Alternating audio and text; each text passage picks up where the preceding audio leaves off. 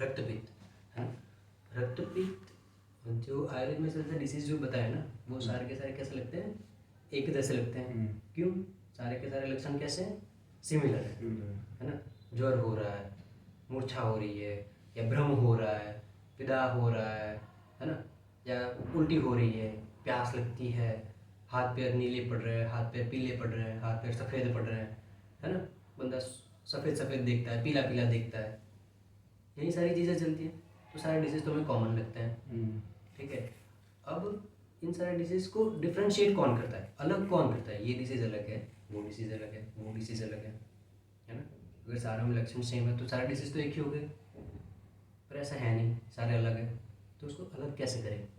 उसको अलग करती है उसकी बेसिक संप्राप्ति, है ना। क्या करती है? बेसिक संप्राप्ति। क्योंकि हर डिजीज़ की संप्राप्ति कैसी है, अलग है ना। ज़्यादातर जो भी स्टूडेंट रहेंगे ना, वो यही कहेंगे, हाँ निदान का सेवन किया, ये वो धातु में गया, फिर उसने ये किया और रोग हो गया, है ना। पर उसका भी एक स्पेसिफिक तरीका होता है। हर डिसीज़ में वो जो घटना घटती है अपने निदान से लेकर के लक्षण के निर्माण तक का, उसका एक स्पेसिफिक थीम या पैटर्न रहता है, स्पेसिफिक पैटर्न है। वो आपको हर कहीं कॉमन मिलेगा, ठीक है। समझ में आया? वो पकड़ लिया, आपको डिजीज पकड़ में आ गई, फिर चाहे प्रेजेंटेशन कुछ भी है, ठीक है। अब ऐसी चीज़ आएगी, जब पेशेंट हमारे पास आता है तो क्या करता है, वो अपने माथे पे लिख के तो आता नहीं है वो किस डिसीज़ का है ना। वो चाहे कुछ भी प्री डायग्नोस करा के आए, कुछ भी करा के आए, अपने पास तो लिखा हुआ नहीं आएगा कि हाँ भाई मैं ज्वर का रोगी हूँ, मैं कुष्ठ का रोगी हूँ, मैं विसर्प का रोगी हूँ, मैं छर्दी का रोगी हूँ, ऐसा लिख के तो नहीं आता, ठीक है।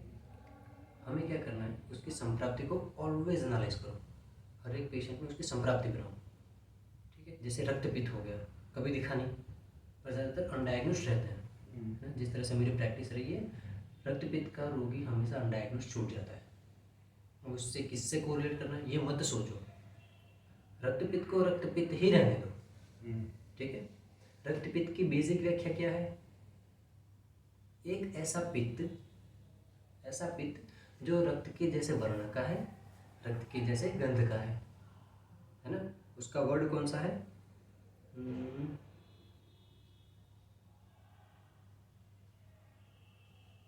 सामान्यद गंध वर्णयो, है ना। ऐसा पित्त जो रक्त के समान गंध और रक्त के समान वर्ण का है, मतलब वो झूठा रक्त है, मतलब फेक, मिमिक कर रहा है, पित्त मिमिक कर रहा है कि मैं रक्त हूँ, और वो रक्त नहीं है। ये समझ आए, ऐसी कंडीशन बन रही है, ये चीज़ हो गई, इसको बोलते हैं रक्तपित्त। व्याख्या समझ आ गई। अब इसकी संप्राप्ति बनती है, क्या बनती है, संप्राप्ति। देखो चरक ने क्या लिखा है, बहुत बढ़िया संप्राप्ति है। तय ही हेतु भी, मतलब उसके हेतुओं से जो भी आगे के निदान है वो, ठीक है।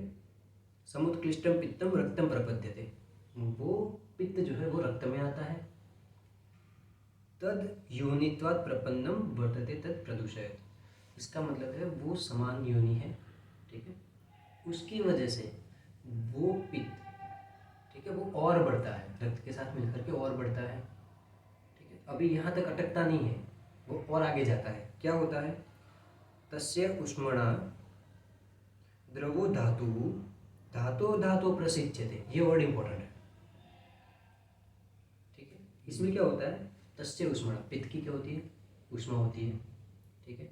वो क्या करेगा, जो द्रव धातु है, मतलब रक्त वाली जो द्रव धातु है, उसको बढ़ाएगा। किस तरह से, बाकी की धातुओं से द्रव को खींच के, अपने में खींच के और बढ़ाएगा। समझ में आ रही है चीज़ क्या हो रही है, ये गर्म हो रहा है, ठीक है, खुद तो मिक्स होके बढ़ा ही रहा है, गर्म भी कर रहा है, और साथ साथ आसपास की जो धातु है वहाँ से द्रवता को खींच के खुद में लाता है और बढ़ाता है, द्रवता को खींच के लाएगा और बढ़ाएगा, ठीक है। अब क्या होगा, स्विद्यते तेन समृद्धि भूय तदधि गच्छति, इस तरह से स्वेदन करके और बढ़ाएगा और प्रवर्तन हो जाएगा, ठीक है। या तो मार्ग से, सामान्य मार्ग से प्रवृत्त होगा, या फिर तिर्यक मार्ग से प्रवृत्त हो जाएगा, ऊपर से, नीचे से, या बाहर से, है ना। जिस तरह से हमने अभी आगे डिस्कस किया था उसी तरह से। ये हो गई रक्तपित्त की संप्राप्ति। आप बेटर पूरा प्रिसाइज पढ़ोगे किताब से आराम से हिंदी में, ठीक। समझ में आई चीज़? रक्तपित्त की संप्राप्ति समझ में आई? ठीक है, अब इसमें निदान भी स्पेसिफिक है। निदान भी कुछ भी हवा में बातें नहीं है, एकदम स्पेसिफिक है। देखो कैसा है, ये रहा उष्ण तीक्ष्ण, तो ठीक है हम यूं ही लिखते हैं। उसके बाद देखो अम्ल कटु लवण, उसने क्या दिया है, सीक्वेंस दिया है, अम्ल कटु लवण। वरना सूत्र स्थान में आप पढ़ोगे ना तो इसमें क्या है, सबसे उष्णतम रस है लवण, ठीक है, फिर उससे कम उष्ण रस है अम्ल, और उससे कम उष्ण रस है कटु, ठीक है। पर यहाँ पे सीक्वेंस पूरा अलग है, अम्ल कटु लवण।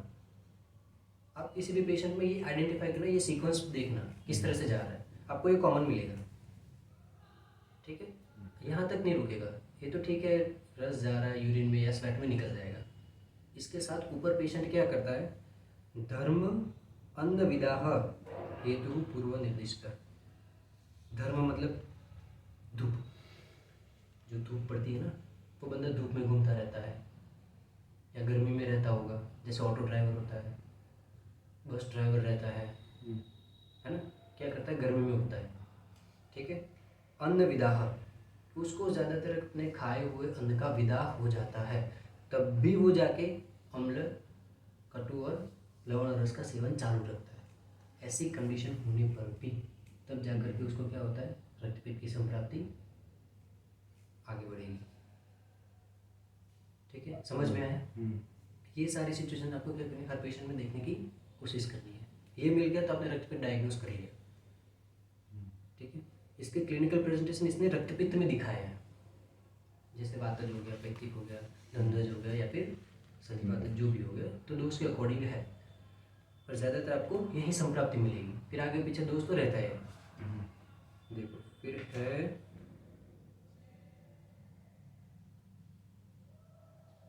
इसका उपद्रव।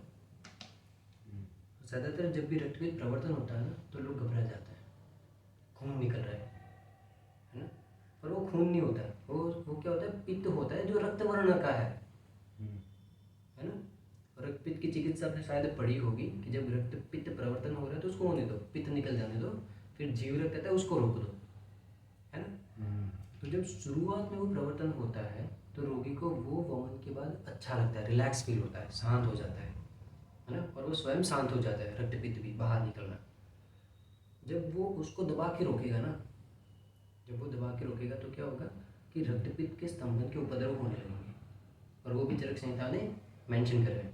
कौन कौन से, गलग्रह, पुतिनस्य, मूर्छा, अरुचि, ज्वर, गुल्म, प्लीहा, आना, किलास, किलास मतलब वो कुष्ठ बोलते हैं ना, वो वाला, मूत्रकृच्छ, कुष्ठ, अर्श, अर्श मतलब जो हेमोरॉइडल कंडीशन होती है वो, बगंदर, वर्णनाश, विसर्प, है ना, बुद्धि इंद्रिय उपरोध मतलब समझ नहीं आ रही है ना, आंखों से, खुली आंखों से देख रहा है पर कुछ दिख नहीं रहा, कहीं पे खोया हुआ है, वो कोशिश कर रहा है पर उसका अटेंशन नहीं आ रहा, एनर्जी नहीं लग रही, समझ रहे हो।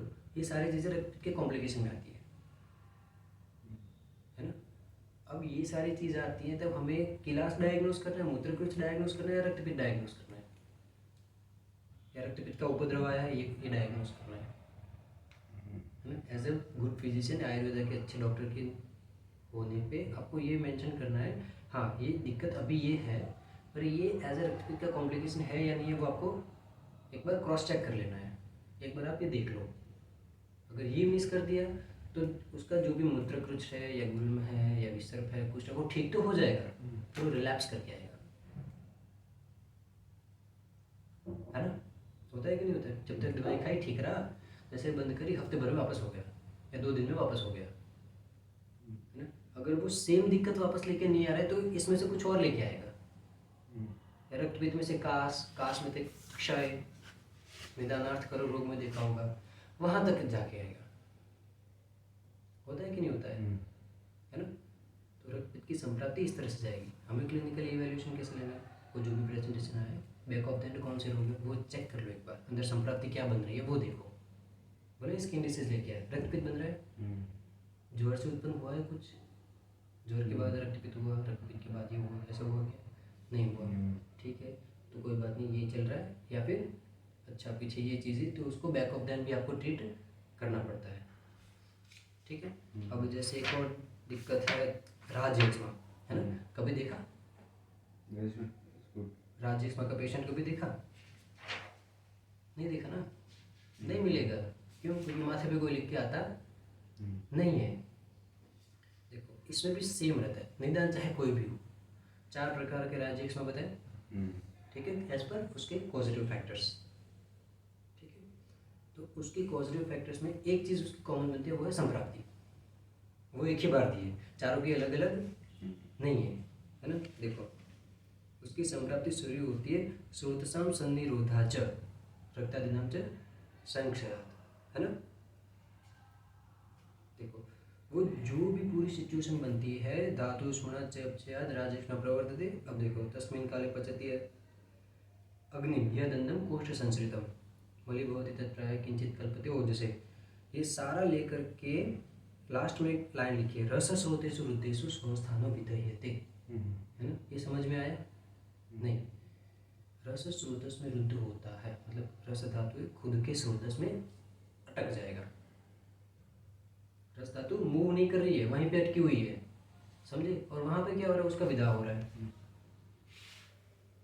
वहां पे उसका विदा हो रहा है। रस धातु यहीं पे पड़ी और यहीं पे पड़ी विदा होगी, क्या होगी, गर्म होगी, जलाएगा, आसपास परेशान करेगा। और आगे की धातु बनाएगी तो वो भी विदा हो जाएगी, है ना, वो भी हैम्पर हो जाएगा। तो क्या होगा, रस से लेकर के शुक्र तक का पूरा क्षय। और रस धातु से सीधा शुक्र का संबंध है, तो उसका डायरेक्ट क्षय। ठीक है, रस धातु का मेद से सीधा संबंध है, उसका सीधा क्षय, है ना। पर इसमें ये ज़रूरी नहीं है, क्योंकि इसकी जो भी संप्राप्ति बनी है ना, जो भी इसकी संप्राप्ति बनती है, वो संप्राप्ति में ऐसा कहीं मेंशन नहीं है कि बंदा पतला होगा, बंदा मोटा होगा, कहीं मेंशन नहीं है। मतलब मोटे तगड़े को भी राजयक्ष्मा हो सकता है, पतले को भी हो सकता है, मोटर बॉडी वाले को भी हो सकता है ना। चाहे मोटा हो पतला हो, कोई फर्क नहीं पड़ता, राजयक्ष्मा है तो है। अब इसका किससे कोरिलेशन करना है? जब आयुर्वेद प्रैक्टिस कर रहे हो, कोई कोरिलेशन नहीं करना, राजयक्ष्मा राजयक्ष्मा है। रस धातु अपने स्थान में विदा हो रही है, ये पकड़ लिया, राजयक्ष्मा डायग्नोस हो गया।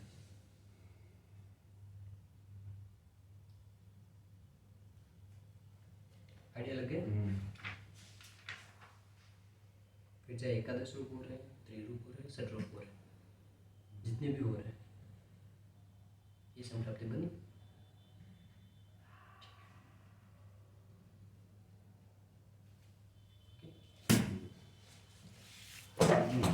बाकी कोई क्वेश्चन हो, क्वेरी हो, पूछ सकते।